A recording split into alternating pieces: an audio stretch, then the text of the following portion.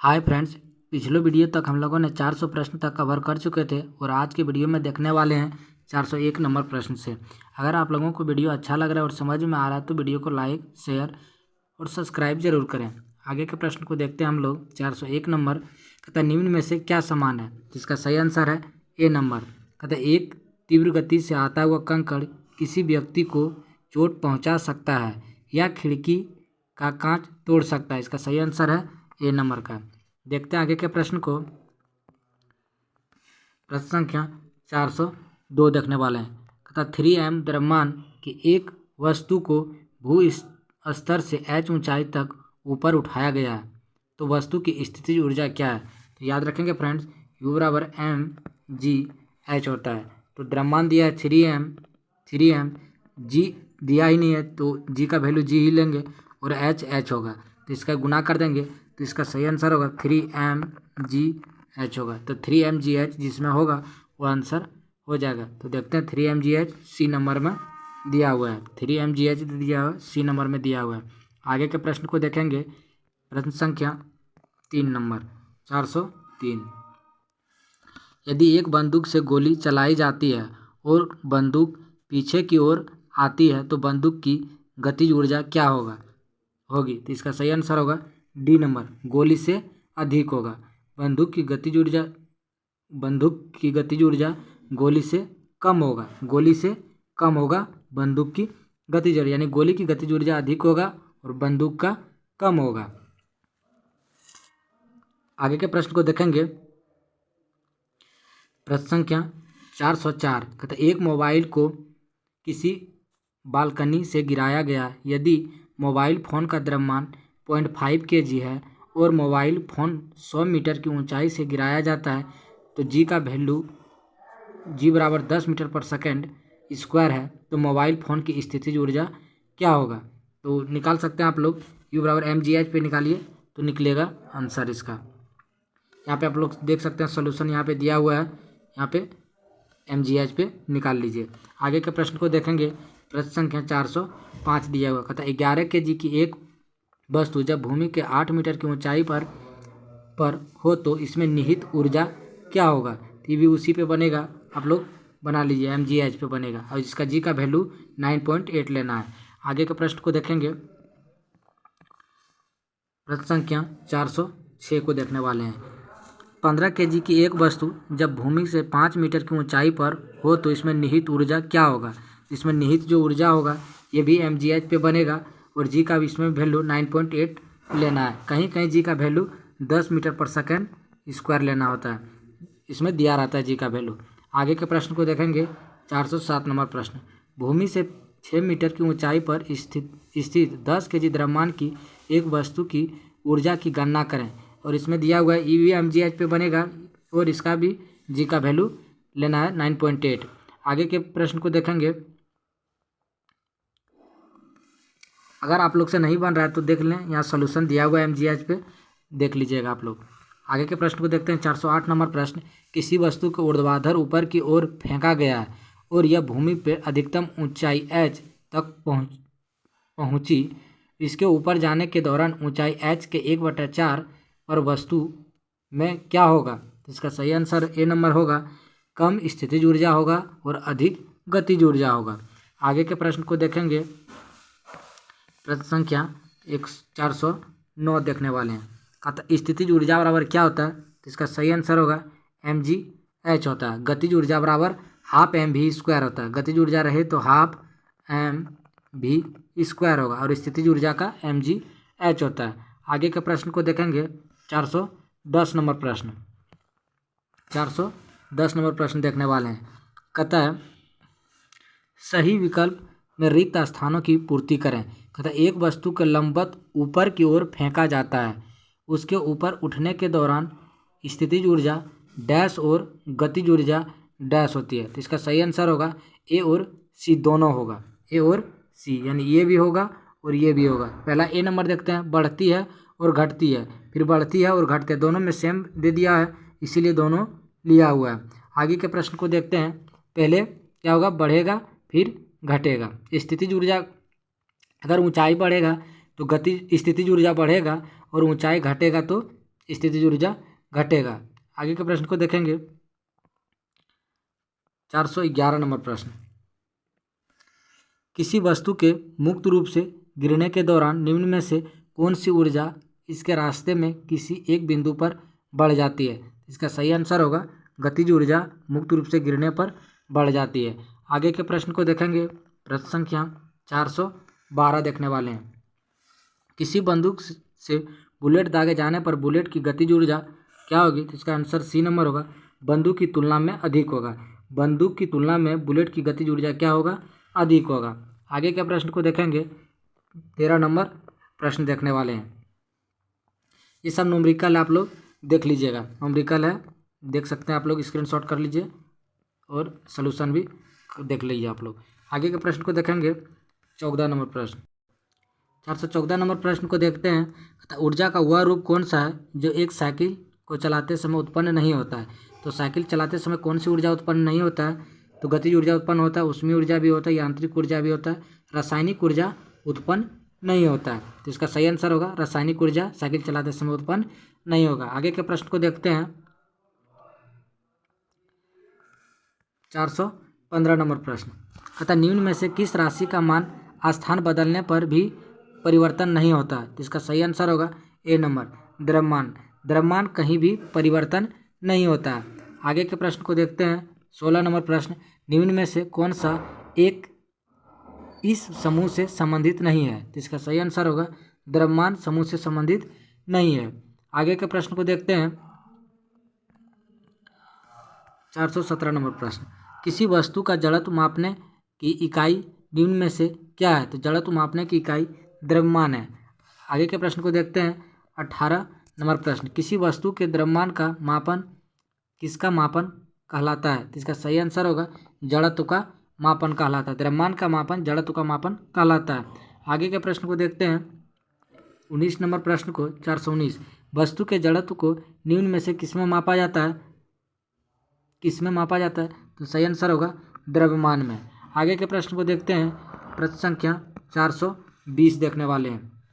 द्रव्यमान की परिभाषा क्या है? इसका सही आंसर है डी नंबर, किसी वस्तु में होने वाले पदार्थ की राशि को उस वस्तु का द्रव्यमान कहा जाता है। किसी वस्तु में होने वाले पदार्थ की राशि को उस वस्तु का द्रव्यमान कहा जाता है। आगे के प्रश्न को देखते हैं। 421 नंबर प्रश्न, द्रव्यमान बटा आयतन क्या है? तो इसका सही फॉर्मूला है घनत्व। घनत्व बराबर द्रव्यमान बटा आयतन होता है। आगे के प्रश्न को देखते हैं। 422 नंबर प्रश्न, किसी पदार्थ की प्रति इकाई आयतन पर द्रव्यमान क्या कहलाता है? तो इसका सही आंसर होगा, इसका सही आंसर घनत्व होगा, यानी घनत्व बराबर द्रव्यमान बटा आयतन होता है। 23 नंबर प्रश्न को देखेंगे। यदि किसी वस्तु का भार 200 न्यूटन है तो इसका द्रव्यमान क्या होगा? एफ बराबर एम ए पे बैठाइए तो निकल जाएगा, एफ बराबर एम ए पे। तो देखते हैं निकाल के, या फिर डब्लू बराबर एम जी पे निकल जाएगा। तो भार कितना दिया हुआ है? तो 200 न्यूटन दिया हुआ है। एम दिया हुआ कितना द्रव्यमान? तो द्रव्यमान नहीं दिया है, त्वरण दिया है 10। हमको निकालना है कितना? तो द्रव्यमान निकालना है, तो एम निकालना है, तो हो जाएगा 20 न्यूटन हो जाएगा। द्रव्यमान केजी में होता है तो 20 केजी हो जाएगा, 20 केजी होगा। आगे के प्रश्न को देखेंगे। 20 केजी डी नंबर होगा आंसर।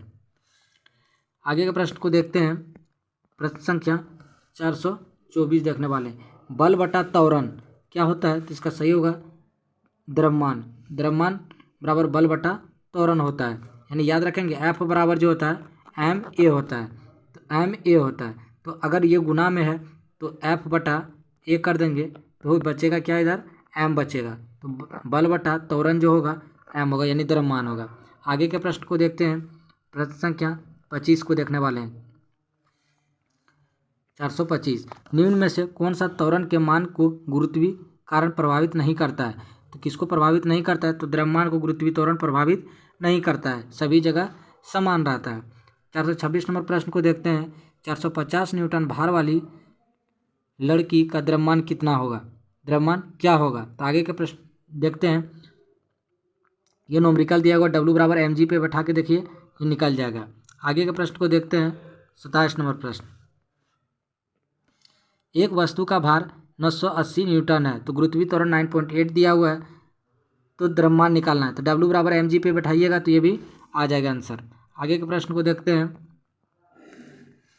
488 नंबर प्रश्न, किसी ऑब्जेक्ट का डैश नियत है, क्या नियत है, और स्थान बदलने पर नहीं बदलता है। तो द्रव्यमान स्थान बदलने पर नहीं बदलता है। आगे के प्रश्न को देखेंगे।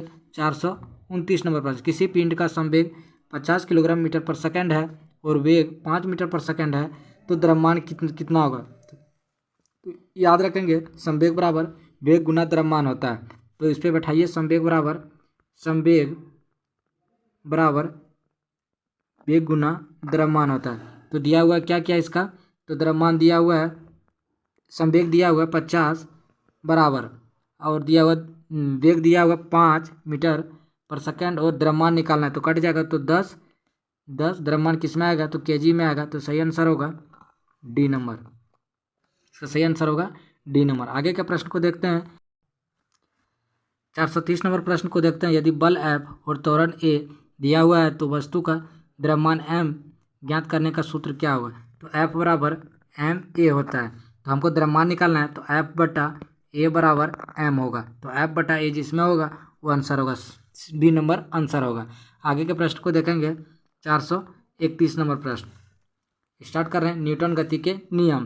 तो देखते हैं निम्न में से कौन सा उदाहरण न्यूटन गति के पहले नियम को दर्शाता है। तो इसका सही आंसर होगा सी नंबर। जब एक बस अचानक शुरू होती है तब यात्री को पीछे की ओर झटका देता है। न्यूटन गति का पहला नियम है।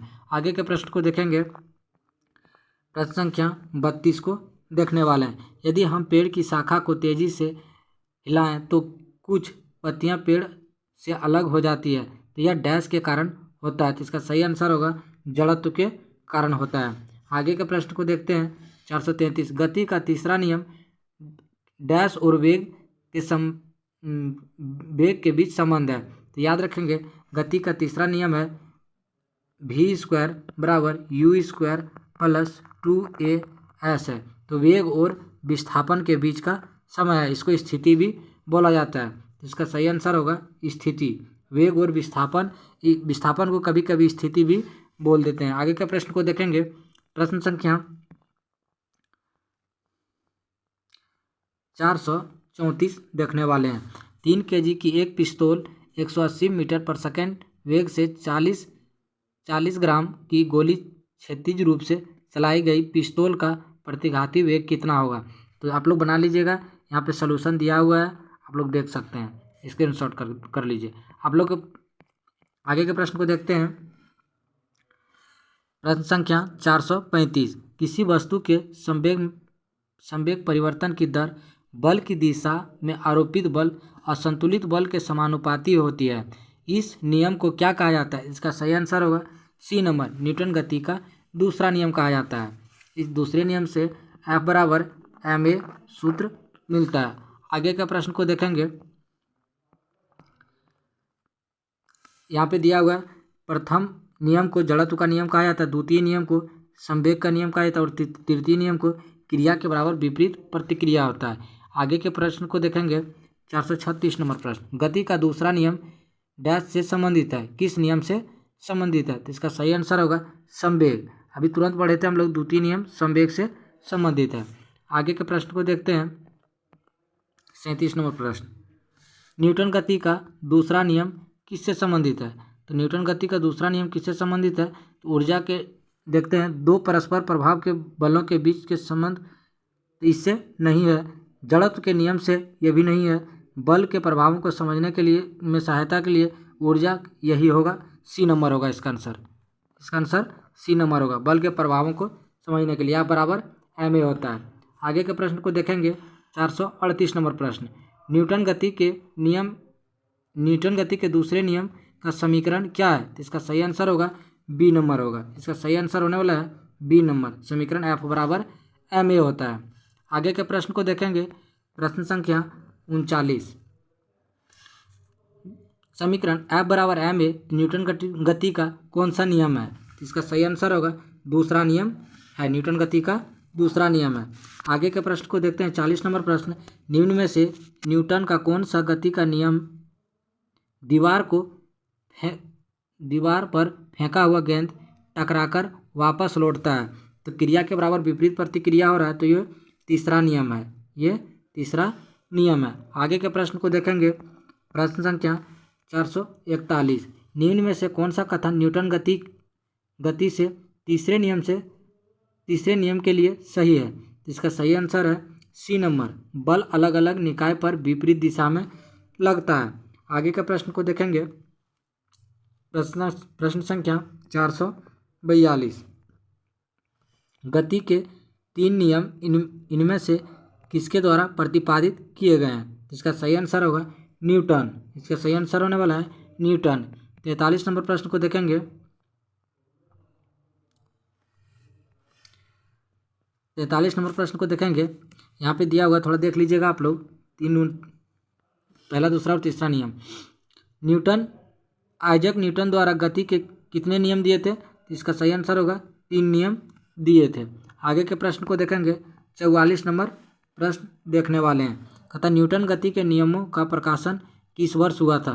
तो इसका सही आंसर होने वाला है डी नंबर, 1687 में न्यूटन गति के नियमों का प्रकाशन हुआ था। 45 नंबर प्रश्न को देखेंगे। गति का प्रसिद्ध नियम डैश ने दिया था? तो इसका सही आंसर होगा बी नंबर, न्यूटन ने दिया था। आगे के प्रश्न को देखेंगे। 446 नंबर प्रश्न, एक निकाय के संवेग में परिवर्तन की दर किसके समानुपाती होता है? तो इसका सही आंसर होगा लागू बल के समानुपाती होता है। 47 नंबर प्रश्न को देखेंगे। 447 नंबर प्रश्न को देखने वाले हैं। गति का द्वितीय नियम दर्शाता है? इसका सही आंसर होगा डी नंबर, किसी वस्तु की गति के परिवर्तन की दर शुद्ध बल की दिशा में वस्तु पर लागू शुद्ध बल के समानुपातिक होता है। इसका सही आंसर होगा डी नंबर। आगे के प्रश्न को देखते हैं। प्रश्न संख्या 48, निम्नलिखित में से कौन सा कथन गलत है? इसका सही आंसर होगा ए नंबर, जब एक बस अचानक रुकती है तो बस में बैठे एक यात्री पीछे की ओर एक झटका लगता है। तो ये गलत है, पीछे की ओर नहीं लगता है, इसका आगे की ओर लगता है। यहाँ पे दिया हुआ है, देख सकते हैं। भौतिक के पिता न्यूटन ने सन 1687 में अपनी पुस्तक प्रिंसिपिया में सबसे पहले गति के नियम का प्रतिपादन किया था।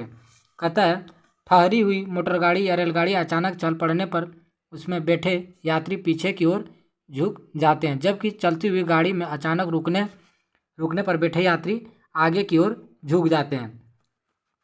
दूसरा नंबर दिया हुआ है, कंबल को हाथ से पकड़कर डंडे से पीटने पर धूलकण झड़कर गिर पड़ते हैं। आगे के प्रश्न को देखते हैं। 449 नंबर प्रश्न, कहता है 1 kg इंटू 1 मीटर पर सेकेंड स्क्वायर को डैश कहा जाता है? क्या कहा जाता है? तो 1 न्यूटन कहा जाता है। 50 नंबर प्रश्न को देखेंगे। तेज गति से आने वाली क्रिकेट की गेंद को पकड़ते समय एक क्षेत्ररक्षक अपनी बाहों को पीछे की ओर क्यों करता है? तो इसका सही आंसर होगा सी नंबर, क्योंकि वह लंबे समय तक कम बल का अनुभव करता है, लंबे समय तक कम बल का अनुभव करता है। आगे के प्रश्न को देखते हैं। 51 नंबर प्रश्न को देखेंगे। एक राइफल से गोली चलाई गई, यदि राइफल बिना किसी रोक के पीछे की ओर आती है तो राइफल की गतिज ऊर्जा क्या होगा? तो गोली की गतिज ऊर्जा से कम होगा, गोली की गतिज ऊर्जा से कम होगा। तो इसका सही आंसर होगा बी नंबर। आगे के प्रश्न को देखते हैं। 52 नंबर प्रश्न, गोली की गतिज ऊर्जा से कम होगा। आगे के प्रश्न को देखते हैं। 52 नंबर प्रश्न, द्रव्यमान और त्वरण के गुणनफल को क्या कहा जाता है? तो इसका सही आंसर होगा डी नंबर, बल होगा, क्योंकि एफ बराबर जो होता है, एफ बराबर एम ए होता है, एफ बराबर एम ए होगा। इसका सही आंसर होगा एफ बराबर एम ए। आगे के प्रश्न को देखते हैं। प्रश्न संख्या 53 को देखने वाले हैं। निम्नलिखित में से कौन सा उदाहरण न्यूटन गति के विषयक तृतीय नियम की व्याख्या करता है? तो इसका सही आंसर होगा ए नंबर, रॉकेट लॉन्च करना न्यूटन गति के तृतीय नियम का व्याख्या करता है। आगे के प्रश्न को देखते हैं। 454 नंबर प्रश्न, जब एक नाविक आगे की दिशा में कूदता है तब नाव पीछे की तरफ हट जाता है। यह उदाहरण न्यूटन गति के कौन से नियम को दर्शाता है? तो इसका सही आंसर होगा न्यूटन गति का तीसरा नियम, सी नंबर आंसर होगा तीसरा नियम। आगे के प्रश्न को देखेंगे। 55 नंबर प्रश्न, रॉकेट लॉन्चिंग कौन से नियम पर आधारित है? तो रॉकेट लॉन्चिंग किस नियम पे है? तो न्यूटन गति के तृतीय नियम पे आधारित है। आगे के प्रश्न को देखेंगे।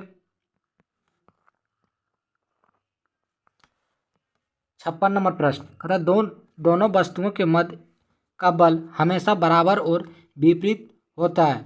यह विचार न्यूटन गति के किस नियम में है? इसका सही आंसर होगा न्यूटन गति के तीसरा नियम, क्रिया के बराबर विपरीत प्रतिक्रिया होता है। आगे के प्रश्न को देखते हैं।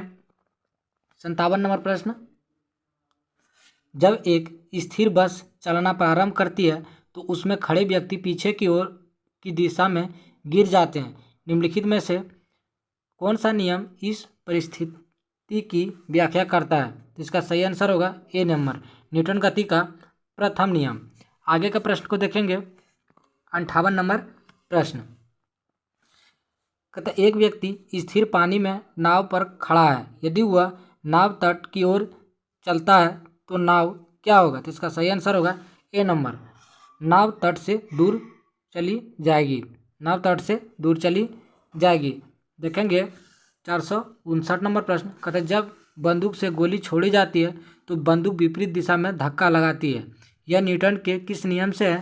तो न्यूटन गति के तृतीय नियम से संबंधित है। ये बी नंबर आंसर होगा। आगे के प्रश्न को देखेंगे। प्रश्न संख्या 60,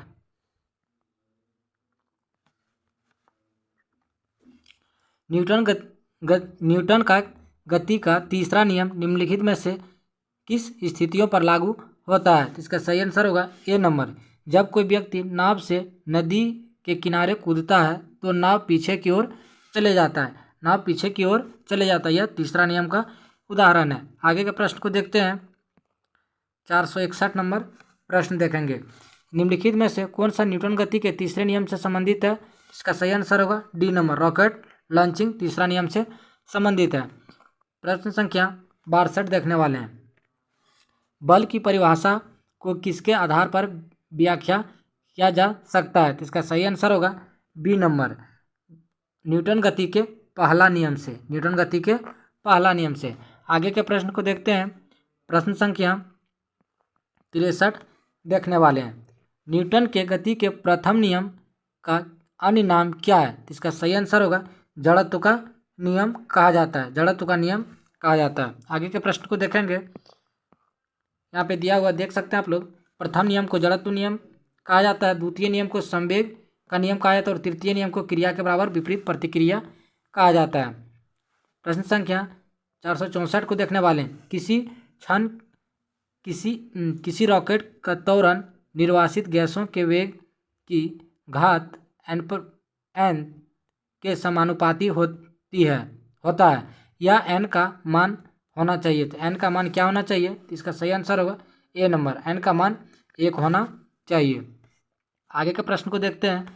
प्रश्न संख्या 65, कहता है एक 70 kg का आदमी 50 न्यूटन का बल से 50 kg के आदमी को धक्का देता है। 50 kg आदमी वाले आदमी ने दूसरे व्यक्ति को कितने बल से धक्का देगा? तो इसका सही आंसर होगा ए नंबर, 50 न्यूटन के बल से धक्का देगा। 66 नंबर प्रश्न को देखते हैं। न्यूटन के नियम कणों के लिए अच्छे प्रसिद्ध नहीं होते हैं। तो इसका सही आंसर होगा डी नंबर, प्रकाश के वेग के साथ तुलनीय वेग में गति करने पर यह अच्छे सिद्ध नहीं होता है। आगे के प्रश्न को देखते हैं।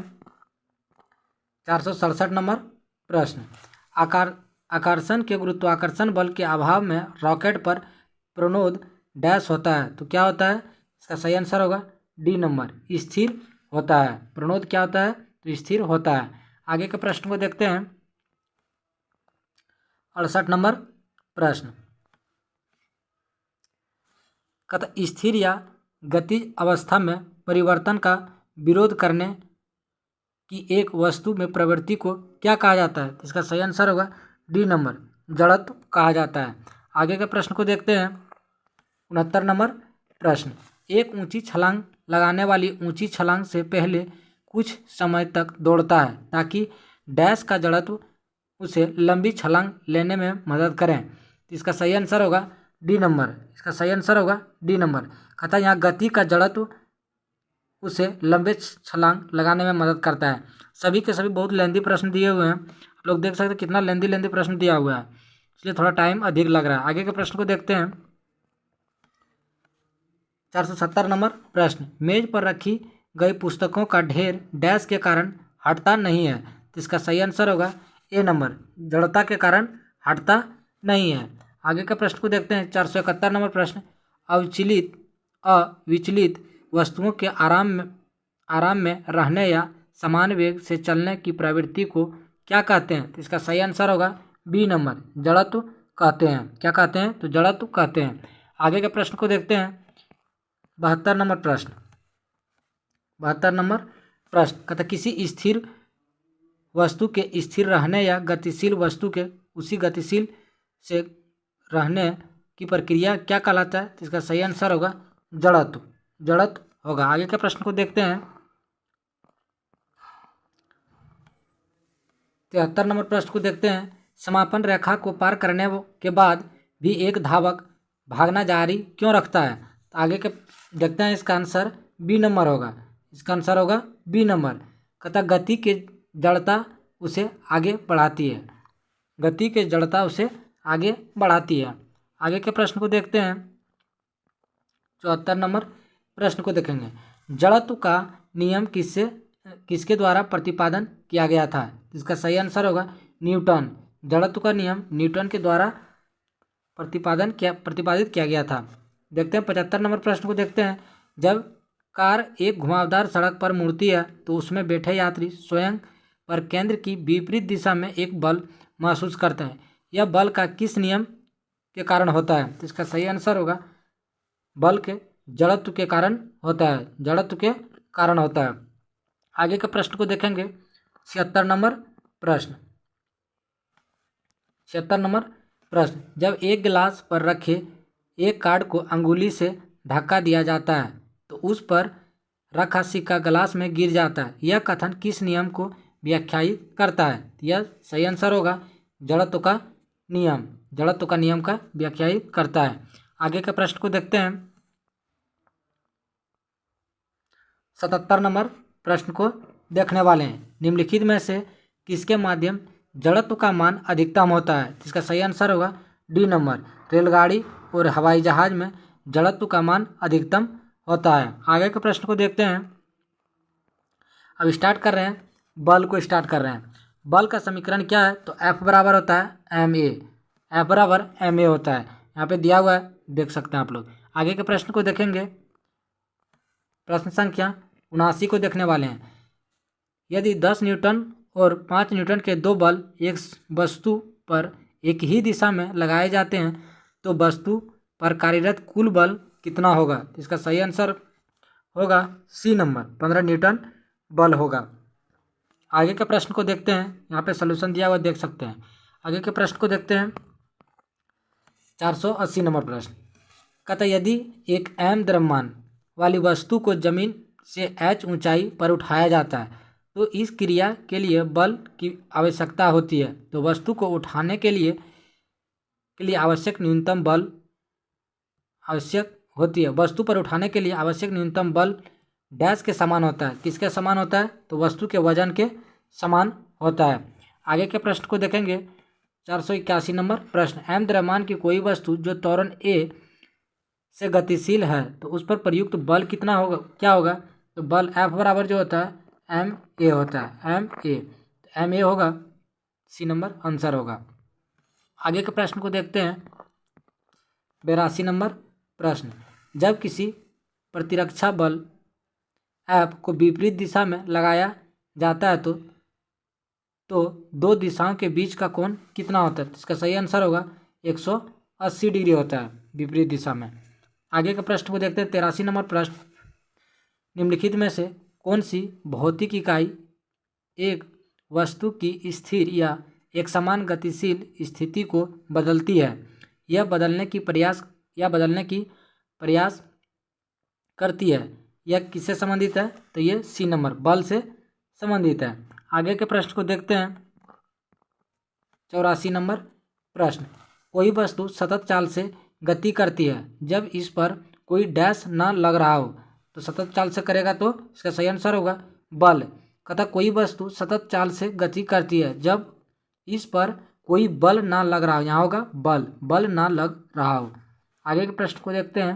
85 नंबर प्रश्न, निम्नलिखित में से कौन सा प्रकृति में कभी अकेला नहीं होता? तो इसका सही आंसर होगा बल प्राकृतिक में कभी अकेला नहीं होता। आगे के प्रश्न को देखते हैं।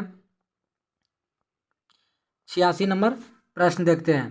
कहता निम्नलिखित में से कौन सा एक वस्तु पर लागू संतुलित बल का प्रभाव है? इसका सही आंसर होगा ए नंबर, एक वस्तु की आवृत्ति में परिवर्तन, एक वस्तु में की आवृत्ति में परिवर्तन।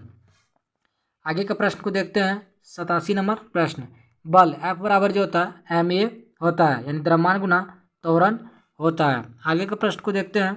88 नंबर प्रश्न, द्रव्यमान गुना त्वरण जो होता है ये बल होता है। आगे के प्रश्न को देखते हैं। 89 नंबर प्रश्न, प्रतिबल का प्रभाव निम्नलिखित में से किस पर निर्भर करता है? इसका सही आंसर होगा क्षेत्रफल पे निर्भर करता है।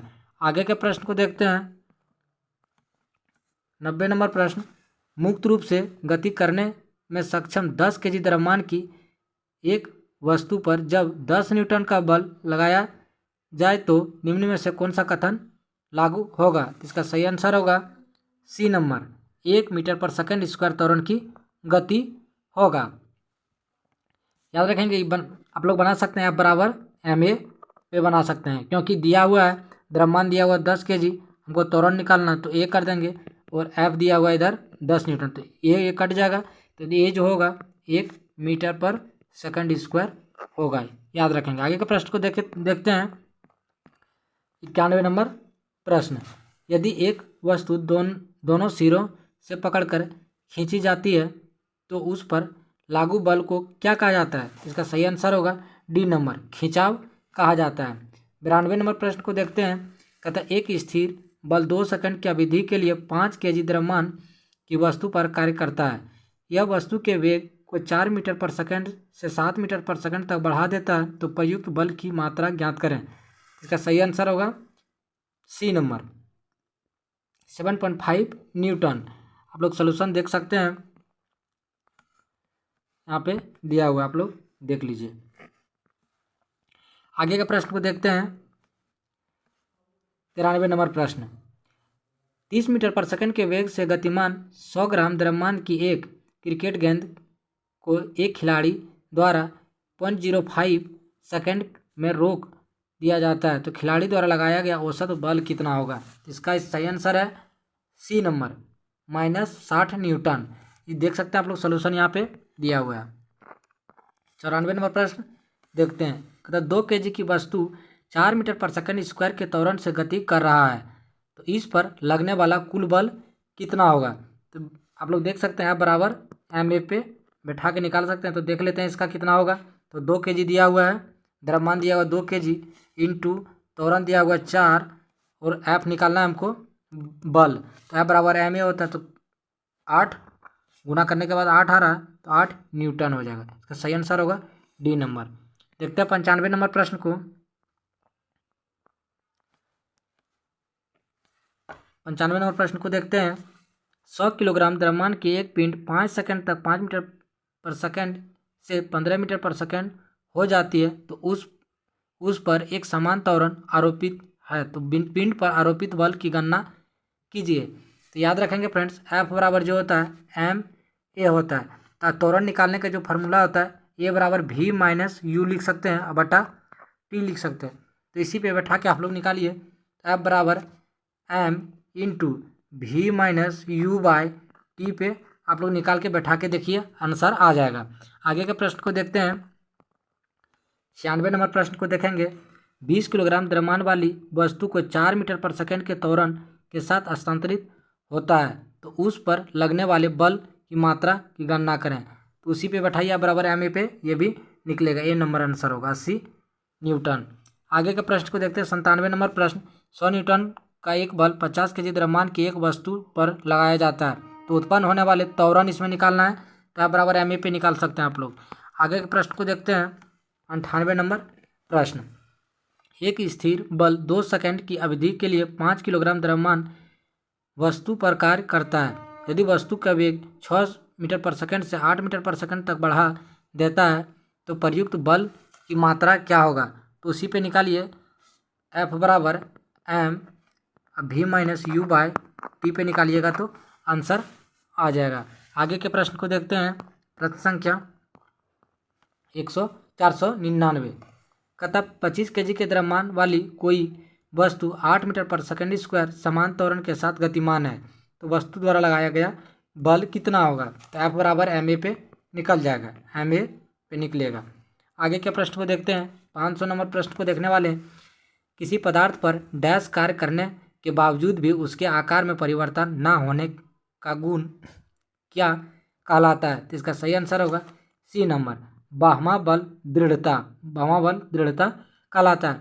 आज के क्वेश्चन यहीं तक रहेगा फ्रेंड्स। अगर वीडियो अच्छा लग रहा है तो लाइक, शेयर और सब्सक्राइब करें। थैंक यू, फिर मिलते हैं अगले वीडियो में।